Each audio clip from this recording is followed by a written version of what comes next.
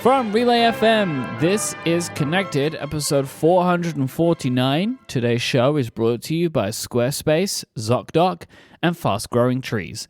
My name is Mike Hurley, and I have the pleasure of being joined by Federico Vidici. Buonasera, Mike. Buonasera, Federico. Hi. Bien? No. No. Bene. No. Bene, that's it. Sto bene. I was hovering. Tutto bene. I was just bouncing around from place to place. It's kind of close to Italy. Yeah. You almost got it. It's also my pleasure to introduce Mr. Stephen Hackett. Hello, Stephen. Hey, y'all. What's up? Yeah, that's a pretty standard American salutation, I think. Yeah. Yeah. Hi. Hello. Yeah. I have an update from the Mike Hurley tip line. Ooh. Apple lawyers are coming after you. No? This one is more of just a confirmation. There isn't really any new information. I just wanted to talk about this today because I had a funny thought. On Upgrade, I referred to these people as my informants, and then I thought today about anonymous informant, so now referred to henceforth as my AI. So one of my AIs told me that the Beats Studio Buds Plus, I think this is something we already knew. It's going to be available in black and gold, in an ivory color, in transparent. Orders start on the 17th of May at 8 a.m., and the release date is the 18th of May. I don't really think there's anything new here. Are you going to get sued because of this? I don't know. People shouldn't give me this information, should they? If they don't want me to do anything with it. Are we protected by the law that protects the press? Are we the press? As who the press? In this case? You and Steven or me? I don't really consider myself as press. I mean, we do have insurance in case we're sued for libel. So there's that. Do we? Yeah. Is that libel, though? I don't think this is libel. It's not libel. Libel would be like, I probably shouldn't give an example. You say something bad about somebody. We talked about the transparent ones, right? How awesome they look. I mean, we talked about this whole thing, to be honest. None of this is really new information at all, but this just came into me via the tip line, so I figured I'd just share it. Via the tip line. One of your many AIs. One of my AIs out there in the world. Yeah. Mm-hmm. Okay. Thank you. So as what would you be then on the receiving end of the tip line? Are you the tipper? Who are the tippee. You in this case? The tippee. The tippee. I'm the tippee. Yeah, that's me. I'm the tippee. The tippee. I like TIPPIE, by the way, for this. I think okay. That's good. Yeah, I was questioning the spelling in my mind. Yeah. I guess we'll know in a week if you're right or not. 17th is what, a week from today? Yeah. Well, I mean, it's not me. I'm merely a conduit. I have no way of confirming but you're also any an of this editor. information. You're an editor. I can't edit this. There's no way for me to prove any of this. I have I'm just sharing this. You know what does Mark Gurman say? According to the people said. Yeah, the people said this. The AI said this to me. There's nothing I could do about it. The couching he has to do at Bloomberg is incredible sometimes. I love it. Riding way around his elbow to explain something. Mm-hmm. Well, good for Beats. Way to go. Everything should have a transparent option. Everything. I agree. Yes. We had a question from listener Ashley, and I put it in follow-up because, Federico, you recently shared how you have gone back to the Mac using an M2 MacBook Air, and how you've documented your setup for us over the last few months as you've settled into your new office. Ashley wrote, since you guys are all using laptops as desktops, what stands are you using? Are your laptops opened or closed? What about you, Mike? So I have two areas, right? So I have my MacBook Air on my main desk, and then I have my MacBook Pro, which is permanently docked where I record. Mm-hmm. The MacBook Pro. Wait, where's is the in a iMac book now? art. Where's the iMac? Is it gone? The iMac's in a box at the moment. Oh no! The iMac will eventually find a place at home. Yeah, good. But that's going to come later for the iMac. The MacBook Pro is in a book arc from 12 South, and it's just tucked away behind the lamp, and it's just there. It's all plugged in all the time. The MacBook Air, with the way that I have the desk set up, the easiest thing for me to do is just to plug it in and just place it down flat on the desk. Like I have like a perfect space for it. That makes it easy to get it in and out. Like if I had a book arc, I'd have to kind of like angle it awkwardly. It just wouldn't really work. So it just works to just plug it in and put it down, and that's it. I don't like to have laptops open as a second screen. I have the bookmark standing on the just right there in the right side of the desk. MacBook Air in clamshell mode inside of it because I also don't like to see a secondary display. If iPadOS 17, maybe we're going to talk about this later. If iPadOS 17 does introduce clamshell mode, I will need to think about this because right now it only fits the MacBook Air. It wouldn't fit, I don't think, an iPad Pro with a Magic Keyboard inside of it. But right now, as I'm Mac only at the moment, or Mac first, I guess, at the moment, it fits perfectly, the MacBook Air, and a single cable, as we described previously, going into the MacBook Air that takes care of charging and going into my multiple USB C hubs and eventually to the studio display. But yeah, that's what I'm using. Have you tried one of the different inserts? I have, and those were for the MacBook Pro. So that's probably what I'm gonna do. If I need to, find a more universal fit in the future, because the iPad Pro with the Magic Keyboard is quite a bit thicker than a MacBook Air. So we'll see. Or, I could just, detach the iPad from the Magic Keyboard and just put the iPad inside. And with clamshell mode, if they really do it, technically, in theory, the display should stay off, which is what I want. I don't want to see a display right, by the corner of my eye. Yeah, I think the bookmark is totally the way to go if you're using your laptop closed. But I don't. I have my laptop open to the left. I first tried the 12 South High Rise, which is like a nice metal stand. There's a new version that has a little like wireless charger in the base, but it's height adjustable. And the way it height adjusts is the stand moves up and down, and there's a little like a little lock you twist into place. Well, you couldn't get it tight enough, so the whole thing wobbled. Like the top part would wobble while the base part was still on the desk, and that just drove me nuts. And so I just bought. I'm going to read the whole name on Amazon. There'll be a link in the show notes, I'm sure. The Sound Dance, all capital letters. Sound Dance! Laptop stand, aluminum computer riser, ergonomic laptops, elevated for desk, metal holder compatible with 10 to 15.6 inches, notebook computer, silver. Isn't that a movie festival? Sundance. Oh, yeah. This is a very basic aluminum stand. It matches the silver of my MacBook Pro. It's got non-skid feet on it, and I've been really happy with it. It was like $25 on Amazon. So you mentioned the High Rise. I know that you didn't have a great experience with it, but did you see the High Rise Pro? It's a new one that they have. Maybe the fixings are better. I don't know, but it has a Qi charger in the bottom. Yeah, I don't need another wireless charger. Like I have a Studio Neat one to the right of my display. Yeah, but it looks like the picture is like it's basically the same stand with the same height adjustment. So I'm not too worried about it. This one that I bought, the sort of generic one, works totally fine. So I think I'm set. It's just one of those things. I see these little items pop up. I thought, it's an interesting little idea. We mentioned a couple of weeks ago a leak about the next Apple Pride band, and it's now been announced it's coming in a couple of weeks' time. And it's like a sprinkle-focused Pride Edition band this time with a similar watch face. We were talking about what I kind of like the look of this from the leak and was hoping that it wouldn't be one of the sport loops, and it's a sport band, and I like this. I think it's really fun, so I will pick this up myself. I think this is a really cool design. I like the sprinkles and all the colors of the pride flag in there, so I think that's really cool. I was unsure about this one yesterday, but then I woke up this morning, I looked at it again, and I've decided that I like it. Good, because this surprised me, because when we saw the leak, you were on board with me that you liked it. And then yesterday, you told me you didn't like it, which was a surprise to me. Yeah, I was in a weird mood yesterday, I think. That was part of it. Okay. I woke up today, I was like, yeah, this is nice. So, sometimes you just got to sit, you just got to wait 24 hours, and then you realize, I like this. So, yeah, I'm going to get it too. Maybe this is why Apple don't make it immediately available, right? I'm going to give Federico at least a couple of days to come around on the idea, and then at the end of the month you can order it. But I would expect so. Specifically for me. Yes, just for me. Why not? The wallpaper on the iPhone is something.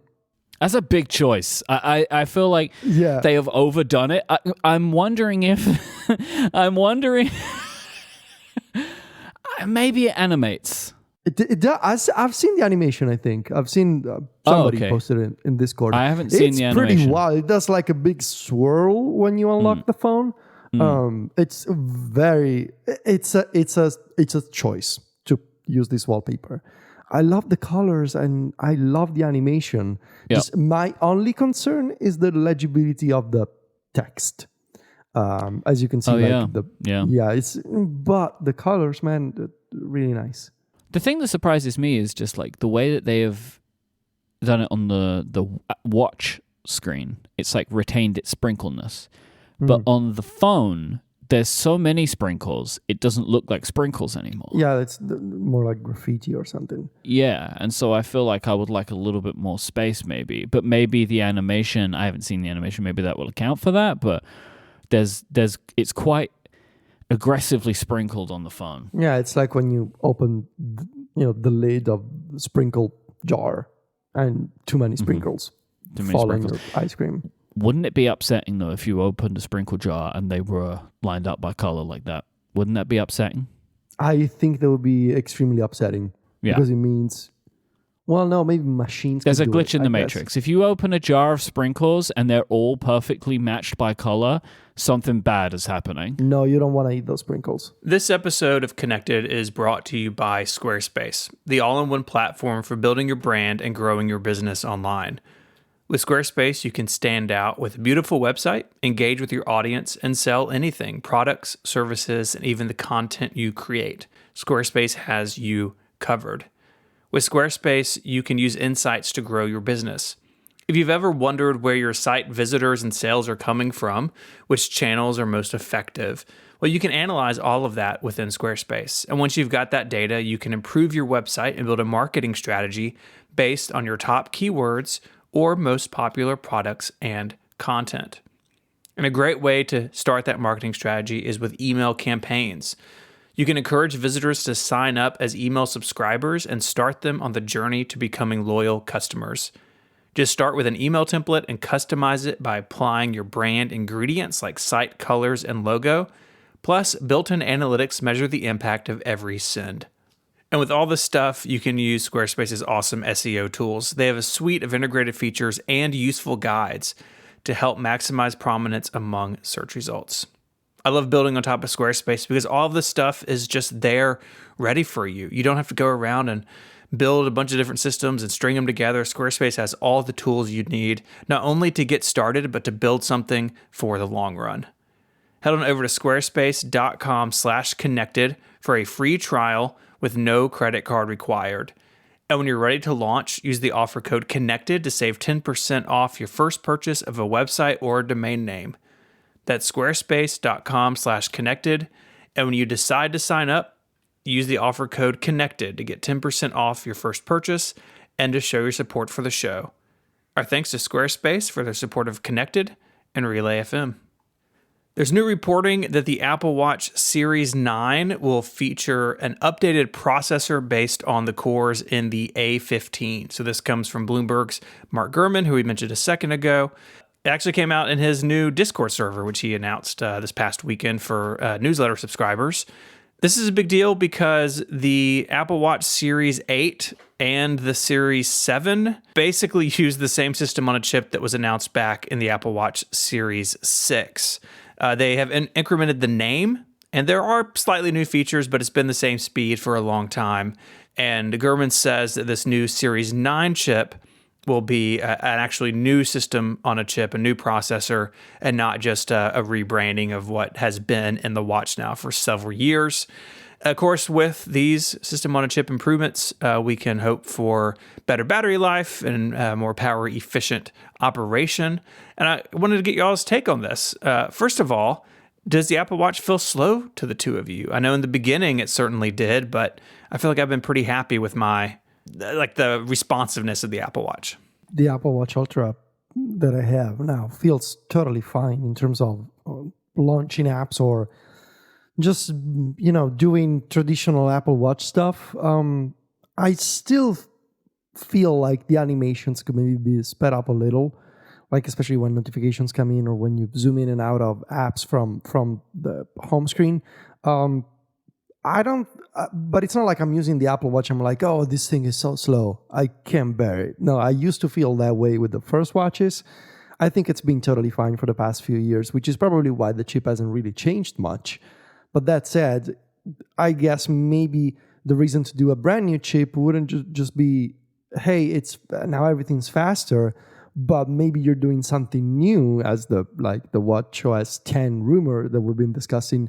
Maybe you're doing something totally new, which will require better hardware and more speed and more, just more RAM or whatever. I feel like there hasn't been much needed to push it, right? Mm-hmm.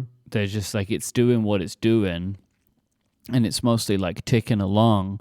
But all of these rumors are seeming to suggest a big change for WatchOS, for WatchOS 10. So maybe that will be like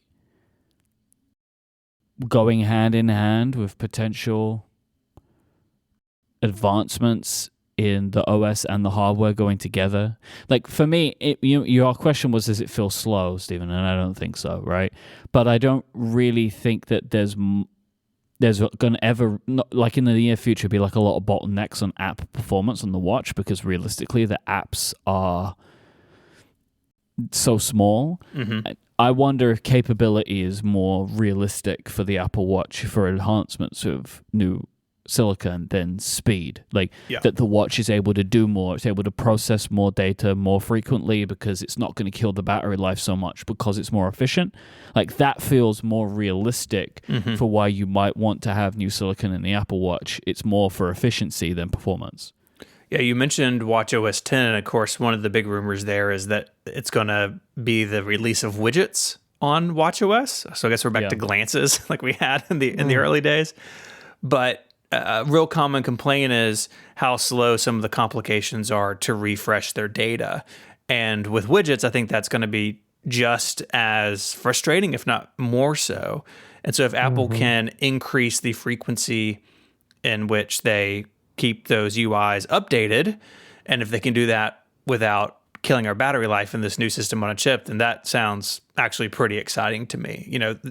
Being an Ultra user, I really don't think about Apple Watch battery life, but no, that's not true for most users. And if they can do new things and be more efficient, then it's going to be a good change. Yeah. Yeah, if we're going to have a UI that's, heavily based around navigating widgets more than just, having complications and going to the home screen and then opening an app. And if you want to make sure that those widgets, if they really are a selling point of the brand new watch experience, you want to make sure that they update as frequently as possible, which means, you're going to consume power, which means you're going to consume battery. And so having a more powerful, more efficient chip that, would optimize how the watch draws from the battery, that would make a lot of sense. So I think if the rumor is correct, and it seems that, it was leaked by, a few sources a while back, and then Gurman sort of confirmed that this is what they're doing. So it seems pretty accurate. If they're doing this, you want to make sure that you have better hardware. Now, my question would be, I really don't think that Apple is going to come out and say widgets for WatchOS 10 are exclusive to the new watches this year. I think they're going to do it for all watches that will be capable of updating to WatchOS 10. So it'll be interesting to see what does it mean in terms of, again, if the theory is correct that it's all about refreshing those widgets and optimizing for battery life. Does it mean that if you have an older watch, you get, say, a refresh every 30 seconds, whereas if you have a new one, it's every 15 seconds? Like, it'll be interesting to see the limitations of that and the differences between the two chips when it comes to WatchOS 10. Well, it's also about, like, the battery life of the existing devices, and, you can't take a hit to those, but we don't know how much they pad that in, right? In general, right? Like what they say a watch is capable of, and what a watch is capable of, and what may actually be capable of. Like if they like actually do things efficiently. And so this might be the way of like, okay, the new watch OS is going to be more intensive, but we know that the watches that we have currently can do it and still give full day battery life. Yeah. Maybe it's a little bit less, but still full day. But then we know that this year's watches will take it further than before, and they'll have the biggest battery life ever. You know, like there's that constant push pull, right? You know, it's kind of funny to me the other day saying about watch battery life. Just me and Nadina were talking, and I was just saying like, you know, I'll probably get a watch maybe this year or something. I think 2 years is good for me. And she just turned to me and she was like, you deserve a new Apple Watch. Your battery life's really bad. And I'm like, oh man, what are you coming at me like this for? This isn't necessary. But like, I guess she's just realizing that she pities you. It's very unfortunate for me that I charge my Apple Watch obviously more than she does. Like, but like, you know, I'm topping it up. Right. So like when I go to bed, when I'm just like, you know, like unwinding, I put the watch on charge before I go to sleep. And then when I wake up in the morning, I put it back on charge until I get ready and then take it off charge. And she doesn't need to do that with her Series 8. Like she doesn't need to charge it as much as I do. And I quite frequently hit the 10% low power warning towards the end of the day. So like I know my little Series 7 is struggling over here. But I guess you Ultra Boys, you don't even... battery schmattery, right? You charge your watches like a week ago or something? It's pretty good. I mean, I can go 2 days pretty easily. Where do you remember you can get to battery health on here somewhere? Oh, here it is. Battery. Oh, you can. Settings. Battery health, 83%. Ooh. So it's... That's bad. You know, it's going down. But also, we can't possibly know really, because we don't work at Apple and we're not software engineers. We can't possibly know is it more power efficient to use watchOS 10 with widgets and to constantly dip in and out of widgets. Is that more power efficient or not than if you want to use an app, go to the home screen, launch the full app, which gets unsuspended from memory or needs to start up, the full thing? Like, what's more power efficient? Maybe actually using widgets is going to be more power efficient than navigating to the full-on application on your watch. So maybe there's also that consideration. We can't know. No, but it's one of those things where it's like this constant, I feel like this push and pull, right? Where it's like, well, it's obvious you can't make the battery life worse, but it happens all the time too, right? Like, especially with the Apple Watch. I feel like every couple of years something changes and then people are like, my watch dies in 20 minutes now. You know, like I feel like it and so it's like, it's interesting thing. You'd think that's like, oh, well, obviously any change that they make, they're not going to make the battery worse on existing devices, but yet it does happen. Even sometimes they correct it, but it does happen. It feels like the Apple Watch specifically is maybe a product that is more sensitive to the health of its battery, how quickly the battery can degrade, and what the software can do to it, right? Because it feels like this is something that happens quite a lot. And I expect it's just because of the size of the battery, because I think about, for me, it's like a scale where, like I noticed when we've spoken about this, you get like a year into the life of a pair of AirPods and like things start to get pretty ropey. Like they work, but you're charging like maybe every day, every 2 days if you use them enough. And I know that I've seen that, like my AirPods Pro, the original ones before we upgraded them, I was charging those things every day towards the end of their kind of life. And it makes sense, right? That the smaller the battery, the quicker it's going to degrade. And especially these products that are, that you charge them frequently and there's a lot of stuff going on that it's going to dwindle like that. So I imagine the watch is a similar thing. And it's also just seems to be a system which is prone to something going on in the software that can make it even worse. But I'm excited about watchOS 10, this potential idea of more widget-focused interface. Yeah. watchOS desperately needs some love. I got a letter in the mail. You can tell us about your taxes or what? I did get a letter from the state of Tennessee saying they owe me money. That seems like a scam, but... See, now you're telling us about your taxes because you're bragging. You're bragging about your taxes. Is it that I paid them too much? I don't think that's bragging. Anyways, I got... Yeah, it's like, oh, look at me. I'm able to pay too much in taxes and I don't even know. Wow, look at this guy. Wow. I wish we'd use it for something cool like healthcare, but that's not up to me. Yep. I got a letter in the P.O. box from listener Callie, who listens with her dad and sister on the way to school. Recording stopped. Your recording has stopped. The disk space is insufficient. Oh my God, is your computer full? Is your computer too full of DevonThink? It's too full of DevonThink. That's the problem. 4 terabytes free. Well, I don't know if you do. Okay. Restart that. Recording in progress. Okay. So I got a letter in the P.O. box from Callie, who listens to the show with her dad and sister on the way to school, which is very cool. And they had some questions for us. First one, what inspires connected episodes? How do you come up with topics? First, I would like to say hello to Callie and family. Hello. There's something about this, like families listening to the show together, where I feel like an intense pressure that I don't feel when it's just one person. No, I love it. Because I feel like if you're listening in mixed company, like everyone's got to be entertained, you know, so I just hope we're doing a good enough job with that. Well, did you have any doubts? We do. I do now. I didn't before. Every time I record Connected, I'm just picturing the scene from the Gladiator and be like, "Are you not entertained?" That is me, like in front of the microphone. That is you. Okay. Episodes tend to be inspired by what's going on in technology, right? Like especially Apple. Like that part's pretty simple, except for when we get to the rough months when there's no news. Yes. And that's then, when we draw from our personal lives. Yes, or we roast things. This is just one of those things. Like anyone who has made content that is like ours, in which like there will always be an episode. It's not like, you know, for you guys, I guess you live on both sides of this, where I don't really like all the content that I make is made based on a schedule. So like there's going to be one on this frequency, where I guess with your two, with 512 and with Mac Stories, you just write in when something's happening or you have something to say. Like you don't have to, well, I guess maybe for your newsletters you do, but for the websites you for don't. the newsletters, yeah. Yeah, but for the websites, you could just be like, well, when we have something to say, we'll say it, but we don't feel a need to like say something every week or whatever. Right. Yeah.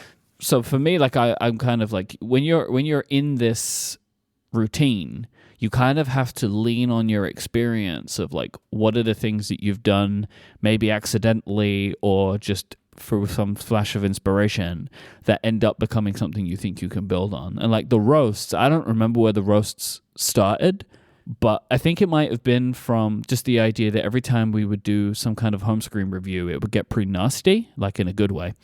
And so we just decided to take that and just apply it to a bunch of things. But like that's the kind of idea. You pick something that seemed like fun and then adapt it and make it more. Yeah. Roast my life choices, right? That one is still out there. Yeah. Floating around. I think also from personal experience, when you sometimes I think the thing for us is we talk about tech and Apple stuff. Okay, so I'm gonna speak for me here, but like I'm always thinking about this stuff, and so it's not like I just show. It's not like I show up and I'm like, okay, now I gotta work. It's connected. Oh gosh, I hate it. I need to come up with something. Like I'm always thinking about things I want to try or accessories that I want to buy or different apps that I want to use. I never really exit that mode of I'm researching ideas. And, with One True John, we have a saying on App Stories that like everything is research. And in a way that is so true because like everything I do, like I'm also using my phone in my personal life and I'm using my iPad in my personal life. And maybe I realize something, I'm like, oh, let me save that as an idea for a topic or on Connected or App Stories. So personally, I never really exit that mode unless I'm doing like I'm on vacation or I'm hanging out with friends. But like ideas, at least for me, often come from I'm doing something on my own, even if I'm not technically, starting a timer and being like, I'm doing research for Connected. Maybe just an idea strikes and you save it down and that becomes an interesting or silly segment of the show. Our lives are content. That's right. Yes. Yeah. Yeah. They are. They are. Yes. Yeah. It was like that joke a couple of weeks ago, right? Like crash detection went off my watch and it's content. Yeah, talk about it. Yeah, exactly. See, exactly. Or for example, today, I needed to go get something in the garage and that's It's in the underground in the building, and I took the elevator down, and I noticed when I was going back up that my iPhone was in satellite SOS mode, which is I wanted to mention this to you guys and I forgot, so I'm gonna mention it here. It's a weird thing because like, how would I be able to use the satellite underground when I'm in my garage? Oh, I can answer that actually. Okay. When there's no signal at all, it reverts back to that SOS thing. So you probably, if you like really needed to use satellite emergency calling, it wouldn't have worked. But that's what the UI shows you. I think that's actually kind of a bad design. Yeah, they made it worse. It wouldn't have worked, right? Yeah, exactly. Like that's what I thought. Like I understand why it was triggered, but it wouldn't work. Like it still wouldn't get any kind of reception. Yeah. So that's an example of like something happened and you think about it and then you mention it on the show. Like how I accidentally set off fall detection yesterday. How? I like banged my hand. Okay. Like it wasn't even that violent. Like I just knocked my hand Are you against my sure? chair. Yeah. Okay. And it did the little thing. It was like doo doo. Like it made a little sound, and I was like, "Oh, hello, fall detection." And then I was like, "No, I haven't had a fall." And it's like, "Are you have any symptoms?" I'm like, "No, I'm all good." And it stopped it. So I was like, "There you go." It knows we're all getting older, right? It's like looking out for us. Yeah, I changed the setting. Like I think the default setting is fall detection when working out, and so I changed it to just leaving it on to all the time. Yeah, I'm with Federico, though. I feel like everything I do at work or read, because this is also like my interest and hobby, it's always getting filtered through the content part of my brain. So it's like, is this something I want to write about or talk about on one of my shows? Is this something that I want to like bring to Discord and chat with people there? And so at this point, I mean, we've done this show together now almost 10 years. It doesn't really feel like, oh, I've got to sit down and like do the document. And there is a time for that, usually Tuesday afternoon, Wednesday morning, we're in the document putting things in, but it's all very natural and fluid at this point, which I like. Mm-hmm. Yeah. It's like an orchestra over here. Speaking of things that were nice and fluid, the next question was, will the Tiny Heads tea ever come back again? Nope. No. I feel like maybe you're getting trolled. Well, no, because the passionate ones didn't do a good enough job the second time. Yeah. They bought more than the first time, didn't they? But it still wasn't as many as any of our other t-shirts. It still wasn't. The point was proven as to why we shouldn't have done it again. And we won't ever do a surprise merch again when one of us is gone, I think. Yeah, Mike was very upset. No, I'm not going to say we're not going to do that. Oh. I might want to extract revenge one day. Oh, boy. Wow. Oh, boy. Okay. And the last one, I think, is for Federico. Where did the long thigh jokes come from? When Apple released the 10th generation base model iPad last year, and it had the weird non-Magic Keyboard accessory. What's it called? The Magic Folio? Is it called a Magic Keyboard Folio? Magic Smart Keyboard Folio Pro. Smart Magic Folio. Magic Keyboard Folio. It had a kickstand. And when we wrote our respective reviews, I wrote in my review that I'm a kickstand guy, and Jason Snell of Six Colors wrote that it's not exactly a kickstand person. And I believe that on the show, I said, because I say so many stupid things on the show, and so, hopefully Callie's family finds these stupid things entertaining. And I believe that one of the things I said is that I like using kickstands because I have long thighs. Or something along those lines. Or you needed long thighs, I think, to use this particular Or you thing. needed a long thigh. Yeah, I said, maybe you need long thighs to accommodate a kickstand and make it comfortable. Something along those lines, because I can help myself. And that's where it got started. And it got so silly at one point that we asked people to send us pictures of their thighs with a measuring tape to establish. We did do that. Yeah, we did that. That's what Their royal thighness. That was a thing we did because sometimes you can take a joke too far, but eventually you also make that content. It goes back to that idea of everything. You gotta find a way to optimize the content factory inside of you, and that is how we do it. We optimize, we say some silly things and we find a way to make them work. When every content creator grows old enough, they find the factory inside of them. Yeah. I mean, it sounds like a joke, but it's actually so true, I think. You gotta find a way to facilitate the making of the content. Otherwise, it's gonna feel like a job, and you don't want it to feel like a job. That's my take. This episode of Connected is also brought to you by ZocDoc. If you're trying to find a cause for your symptoms, maybe you stumbled down the TikTok rabbit hole, and now you're more worried than before. This is me, not with TikTok, but just like with the internet in general. Like you start searching things and you end up with very, very bad news. Well, look, there's a much better way to get the health answers you want and the care you deserve from trusted professionals and not randos on the internet. ZocDoc helps you find expert doctors and medical professionals who specialize in the care you need and deliver the type of experience you want.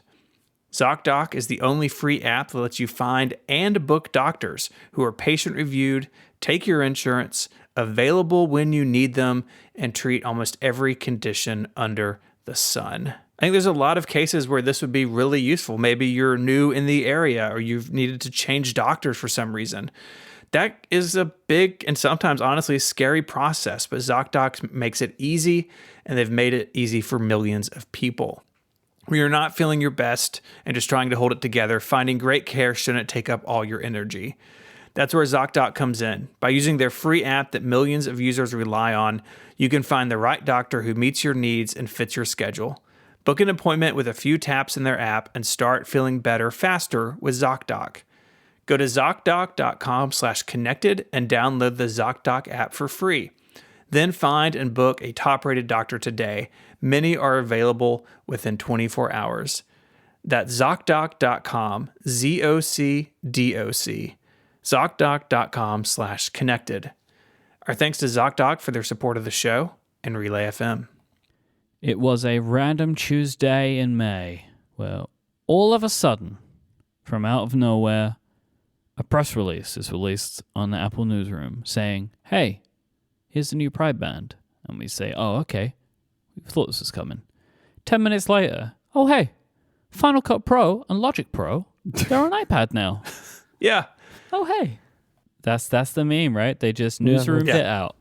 Final Cut Pro, Logic Pro for iPad. That's the tweet.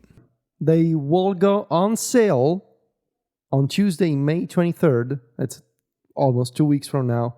And they will be subscriptions at $4.99 per month per app. So each of them is going to be $5 per month or $49 per year with a 1 month free trial.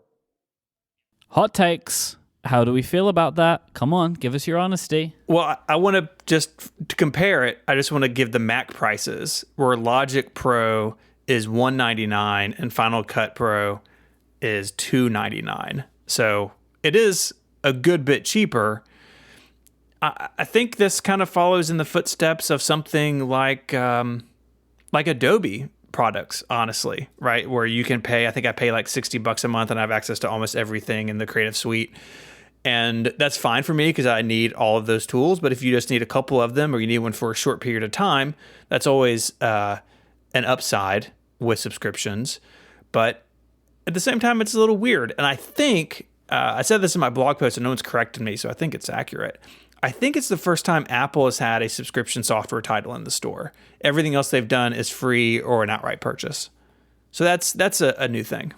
Hey, Mike, can I give you a hot take? Oh, you know I want it, baby. I will not disappoint you. Okay.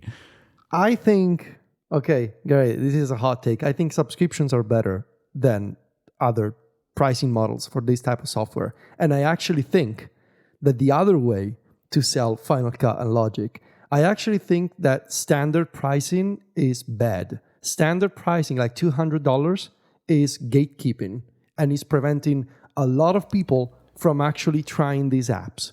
I think the folks who are saying, no, I want to give you $200 or $300, that's something I strongly disagree with, because $5 a month, it means a ton of, for example, teenagers that have an iPad will be able to get Final Cut and learn Final Cut or Logic and, create stuff and spend $10 maybe they try it for 2 months and they realize, oh, this is not for me. But they don't have the pressure of be like, oh, I got to ask my mom to give me $200 for a piece of software. Well, and don't forget, you got a 1 month free trial. Exactly. So I actually think I love this, and this is better. Like I gotta tell you, this is a multi-layer hot take. I would have been upset if they came out and said, we made Logic and Final Cut, and you gotta spend $200 each to get them on the iPad, because it means far, far fewer people would have given this a try. I didn't think of it the way you did, and I love that take. For me, I'm just kind of like, these are professional tools. $4.99 a month for a professional tool is not a lot of money. But it gets even more to that case of like, I put off buying Final Cut for way longer than I should have because I didn't know if I wanted to spend $200. But I ended up doing it, and I was happy that I did it. But it took me longer to get to that point rather than trying to use other types of video software. This is years ago, like on the Mac. Because I didn't want to pay $200 for something because I didn't know how to use it. Because the first time I bought Logic, a long time ago, I bought it for like, I don't know how much it was then. When it was all silver. You remember when the UI was all silver? Yeah, Logic 9 is what Caleb says. Yeah, Logic 9, sorry. Thank you. I bought that app for however many hundreds of pounds it cost me, and I could not understand it, so I wasted my money. When they redesigned Logic to Logic Pro 10, like the UI changed in such a way that it started to make sense to me. Plus my skills in GarageBand had leveled up to the point where like the jump over was easier. And so I wasted all that money because I had to pay upfront for it. This is a better model, I think, for this type of software.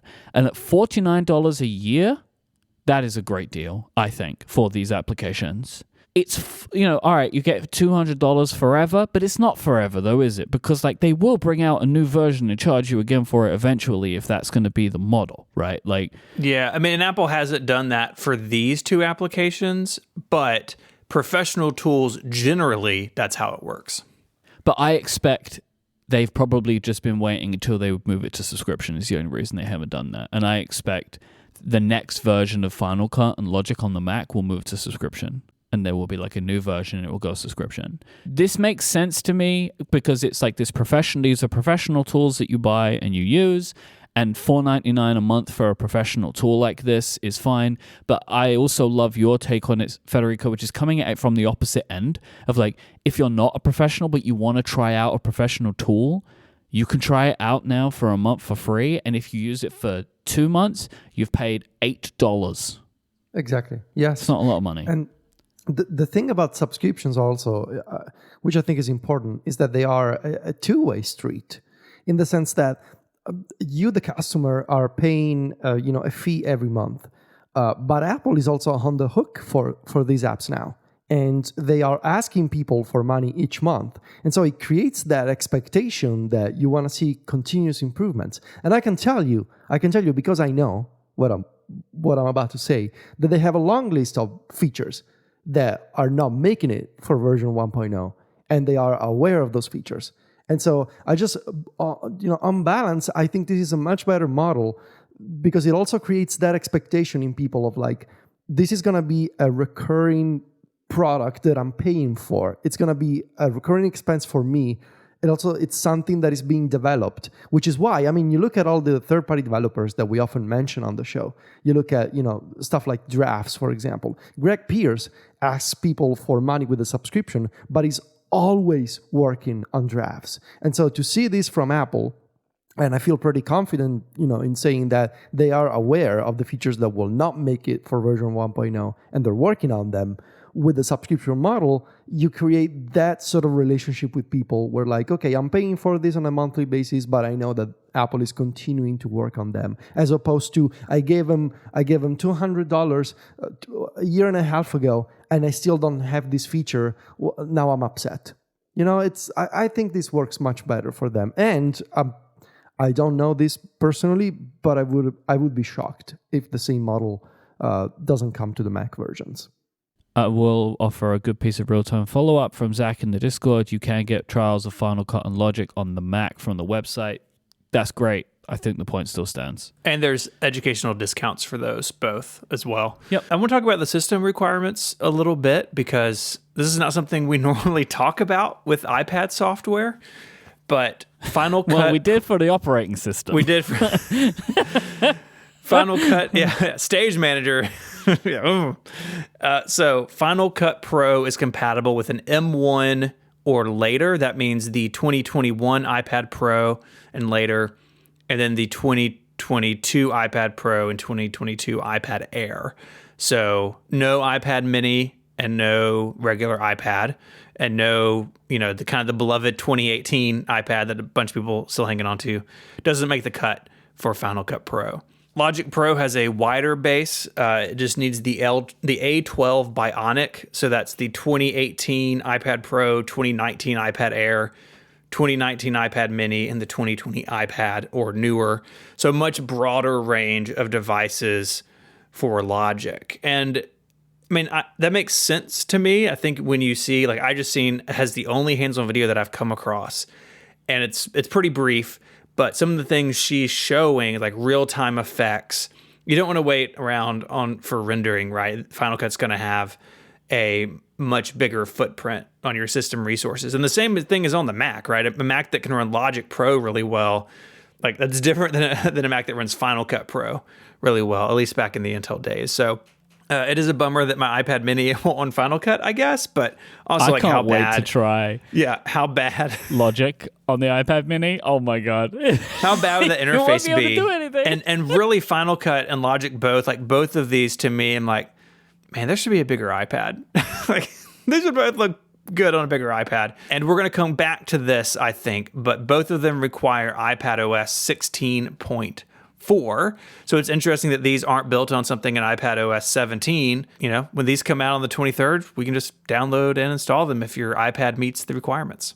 And again, like my feeling on this is what these apps require. Like they just went through this. Yeah. Right. With Stage Manager. Like I really do believe this, especially because Logic and Final Cut have different minimum system requirements.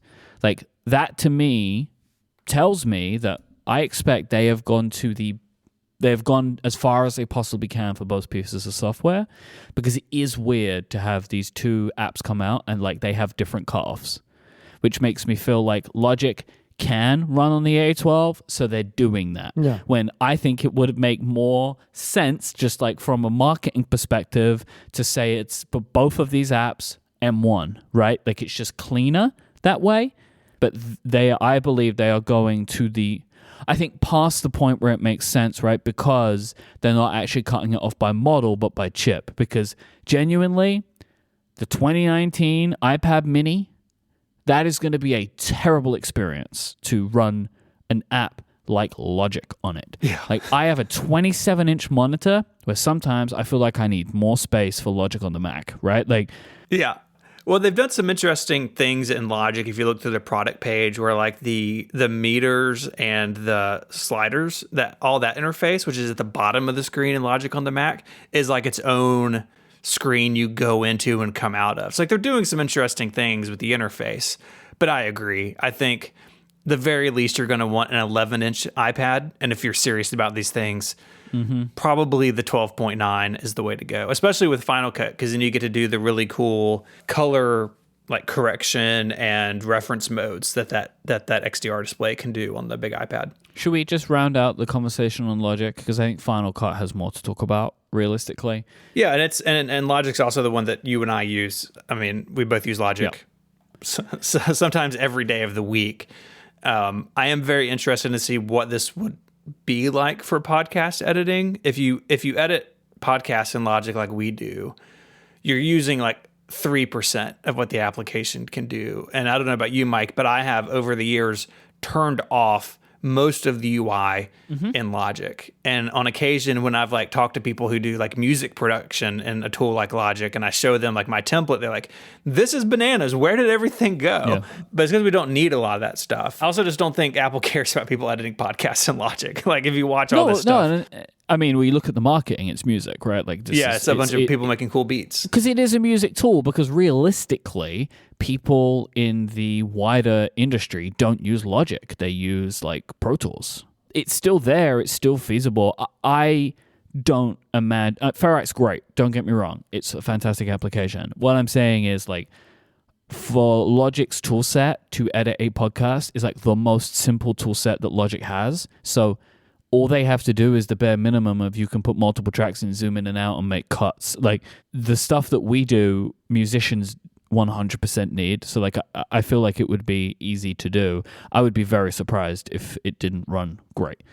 But we'll wait and see. I mean, maybe, like, it will run great, but Ferrite's particulars for the way that it is tuned to working for touch screens might be better. But also, realistically, if I'm going to do this, I'm going to want a keyboard. Yes, and that's something that I think Apple's done a good job of explaining, that both of these apps, they use touch, they use keyboard and trackpad input, but you can also use the pencil. I think on the Logic page, it has somebody working on automation, which is like volume change on a track over time, doing that with a pencil. And like doing that with a cursor, sometimes on macOS, like you move the mouse the wrong way and things go haywire. I think it's cool that they have reimagined these tools to be more specific with their types of input that they work best with. The other thing that I think is really cool about this is that it is compatible with the Mac version of Logic. And we'll get to Final Cut in its situation in a second. But it looks like you'll be able to move Logic projects around and they just work. And that's pretty sweet. As someone, there's going to be some asterisks there, right? Because, like, there are two ways you can build a Logic project, where you can have it include the audio or you can have it reference the audio. Yeah. And if you're doing the audio referencing, I'm not sure how well that would work. Maybe the Files app would make it better if you were saving them in a place where it's synced. But I feel like it's probably going to work best if you have the audio copied into the project, like, container. That works better now on the Mac version. Yes, it does. Yeah, it does. And you can import GarageBand projects. So Apple is kind of building an on-ramp from GarageBand up into Logic if you're on that trajectory, which is cool. There's also plugin support. So this is a big thing in Logic and Final Cut both, to bring in Logic's case, additional audio units into your project. So ones that I use are by a company called Isotope. And I'm not super optimistic if Isotope has to do something for this. If this just, like, works and you can bring them over, that's fantastic. But Isotope on the Mac is not fully Retina. Like, there's a bunch of their tools that aren't multi-threaded. And so they're pretty slow in terms of adopting new stuff. And there's lots of other options out there. There's a whole world of plugins. Those are just the ones that I happen to use. But I'm curious to see how this adoption goes. Apple's audio units, their plugins into Logic, most of them are pretty good. In fact, I use Apple's compressor because it sounds really good and it's just built in. And so that'll get you a long way. But if you're doing a lot of custom stuff, I just wonder how fast the ecosystem will grow up around this, if at all. So they can and will work if the developers have done the job. So, like, this uses, I've got this from Jason's article on 6 Colors. So the iPadOS version uses Apple's audio unit plugin format, right? So, like, because iPadOS supports that and Logic also supports that. So if you have a plugin developer, if they have made a version for the iPad, it will work here. If they haven't, it won't. Okay. Anything else with Logic that jumped out at you, Mike? No, I'm excited about it. To me, am I going to change to editing on the iPad? No. But this might be a thing where I would be more willing to, you know, like, I'm working on a bigger project, like a big editing project, and then I don't need to take my laptop and an iPad on a trip, like, and I can continue working in the Logic project. That's good. And, like, who knows? Maybe it'll be a great experience, and, like, maybe it'll be a better experience because it's been rethought. Like, I'm not assuming I'm going to be throwing away Logic on the Mac, but I'm very excited about the idea that I would be able to move between operating systems and be able to access the exact same projects. That's exciting. Yeah, it's pretty cool. Because I'm very simple as a Logic user. I don't use plugins or really anything like that. So I think my workflow would fit into Logic Pro on the iPad very easily. This episode of Connected is brought to you by Fast Growing Trees. Breathe some life into your own backyard with fastgrowingtrees.com. From shade to fresh fruit to privacy and natural beauty, let fastgrowingtrees.com help you plant your dream garden with expert advice and their fast, reliable shipping. Fastgrowingtrees.com's plant experts curate thousands of easy-to-grow plant, shrub, and tree varieties for your unique climate. A lot of us want nice greenery around our homes, but it can be hard to know which plants will do best. But you don't have to worry about that because you get customized recommendations based on your specific needs. So that experience is really cool. You go to the website, you plug in some information about where you're looking to plant, and it does a bunch of filtering for you so you don't have to guess. And those plant experts, they're always available, so they can help you keep your plants growing healthy through the season and beyond. And there's no more waiting in long lines or hauling heavy plants around. You order online and your plants arrive at your door in just a few days. My wife has ordered quite a few things from Fast Growing Trees, and she's been really happy with all of it. She does the gardening in our household. That is not my skill set, but she's been really impressed with this service, and new plants keep showing up. With Fast Growing Trees' 30-day Alive and Thrive guarantee, you know everything will look great. So join over 1.5 million happy Fast Growing Trees customers. Go to fastgrowingtrees.com/connected and get 15% off your entire order. That's 15% off at fastgrowingtrees.com/connected. Our thanks to Fast Growing Trees for their support of the show and Relay FM. But this is where the story changes a bit when we turn our eye to Final Cut Pro. So reading from Jason's preview on 6 Colors, Final Cut Pro for iPad seems to be a subset of the Mac version. You can start on iPad and move to the Mac, but the migration won't work the other way, and a bunch of features from the Mac just aren't there on the iPad.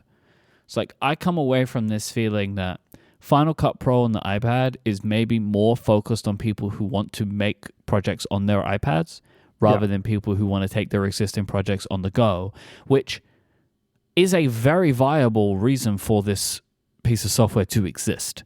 But it is going to be a frustration for people. However, again, like I may question the idea that, like me, if you already have a Mac-focused workflow that you're really entrenched in, how often would you be moving those files to Final Cut on the iPad to continue them?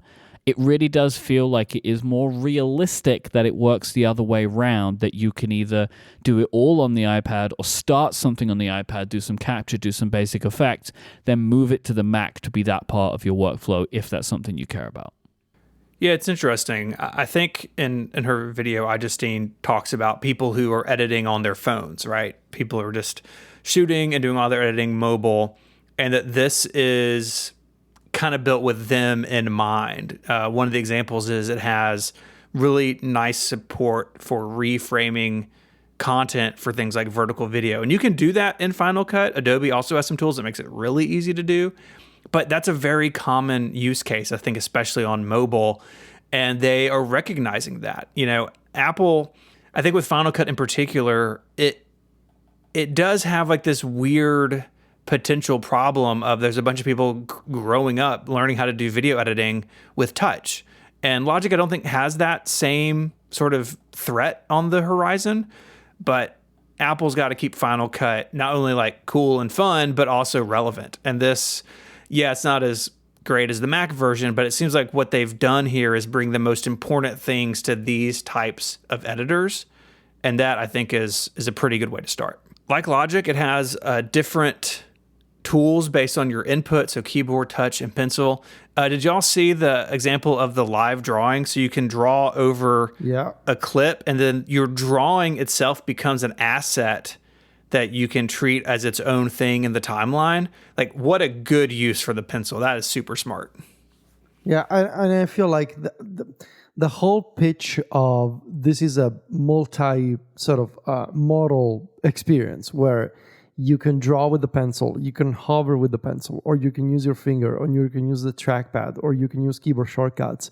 Like when you think about it, nobody else has done this or can do this.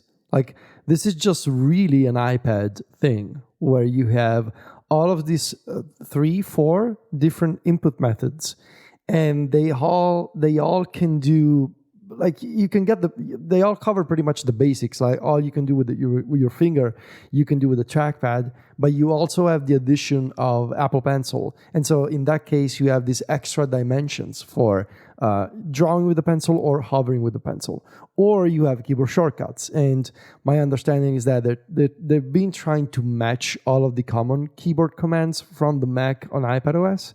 But there's also have you guys seen that cool UI element, like the little dial that they pop in from the right side of the screen? What's the name? Like the something wheel? The something wheel. Yeah, The something wheel, which I think is so cool because it supports different types of scrubbing through the magnetic timeline in Final Cut, and like that's exactly like the sort of thing that I wanted to see in an iPad sort of iPad first version of Final Cut. It's not a I think this approach with Final Cut, especially with Final Cut on the iPad, is a really fascinating one because they haven't tried to reinvent video editing, right? It's not like they did with Final Cut what they did with Files when it first came out compared to Finder.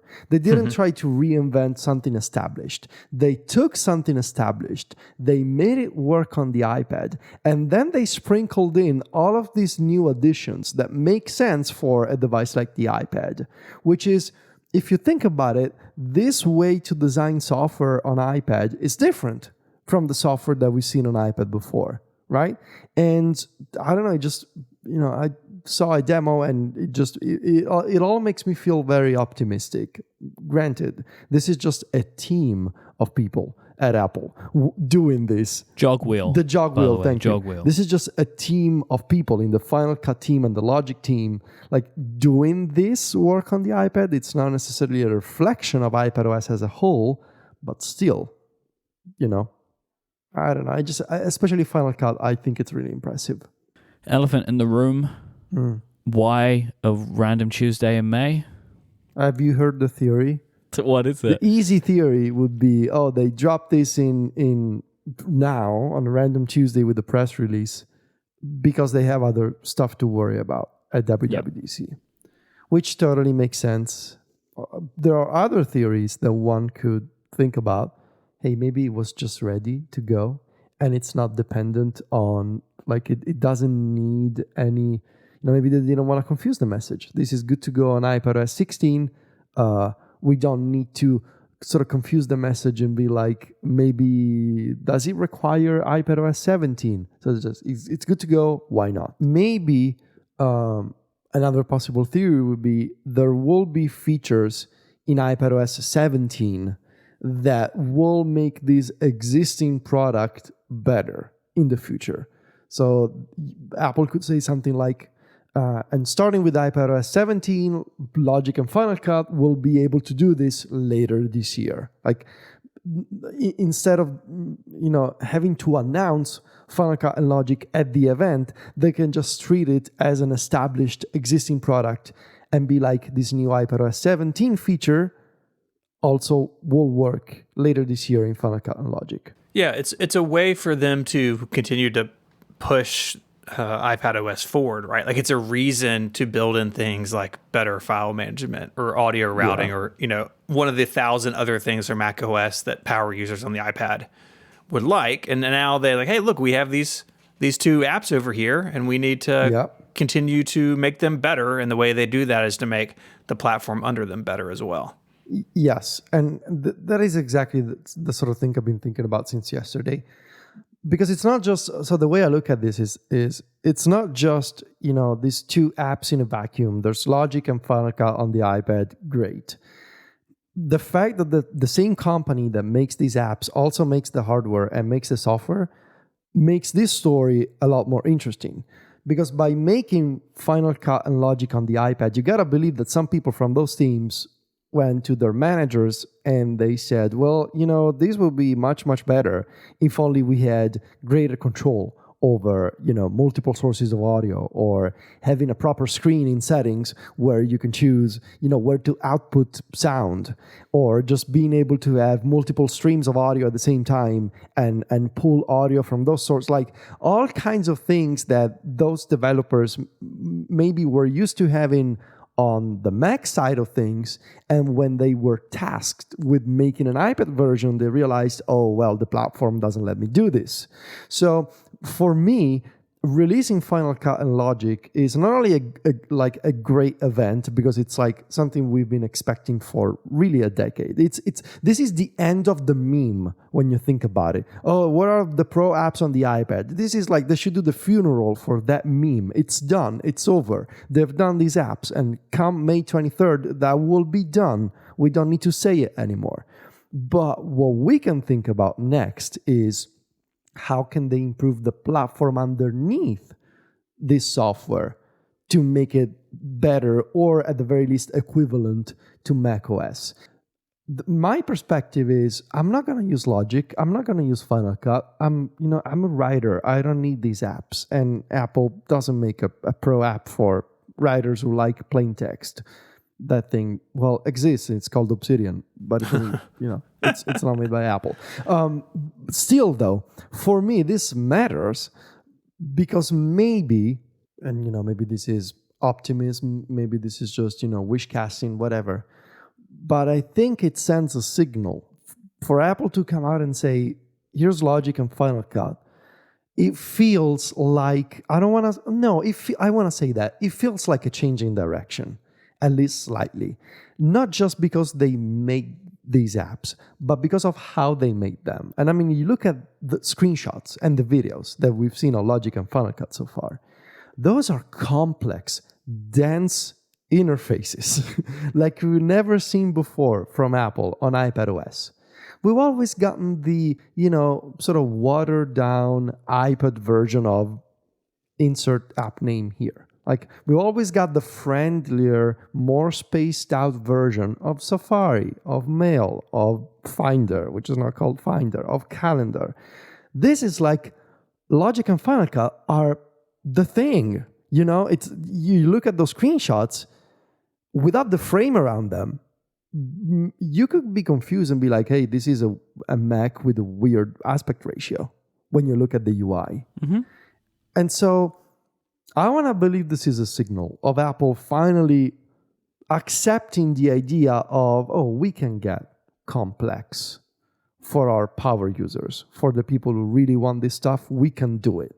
Whereas before, it always felt like there was that invisible barrier of, you can be a power user on the iPad, but you can only go so far. And now you look at these two apps, and it's like, no, we're fine with having tiny buttons, plenty of sidebars, popovers, all kinds of interface elements on screen at once. And it's up to you to learn how to use this. So does it mean, with this, I'm not saying that, Ticci is reading into Final Cut and Logic and being like, Sage Manager is going to be great in iPadOS 17. I'm not saying that.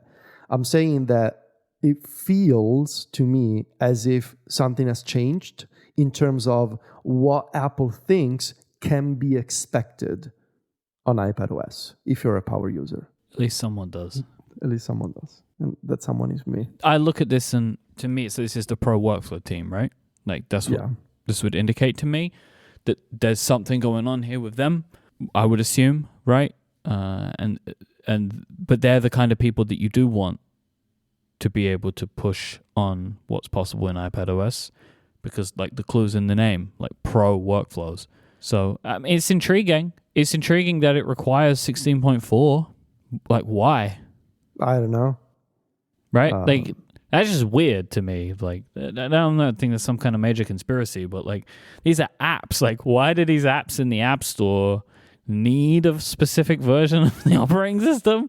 Like, I don't know. That's just kind of funny. There must be something like some kind of low-level change. Yeah, that they added. There's a framework or something in there they need. Yeah. So I don't know. My general vibe before we wrap up is obviously, as you guys know, as connected listeners know, I was feeling very down on the iPad for the past 6 months of my life.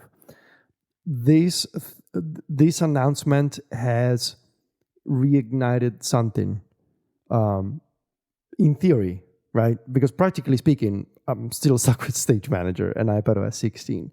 But it's a bit of a vibe change for me. And I guess we'll see if I'll be proven wrong at WWDC or not.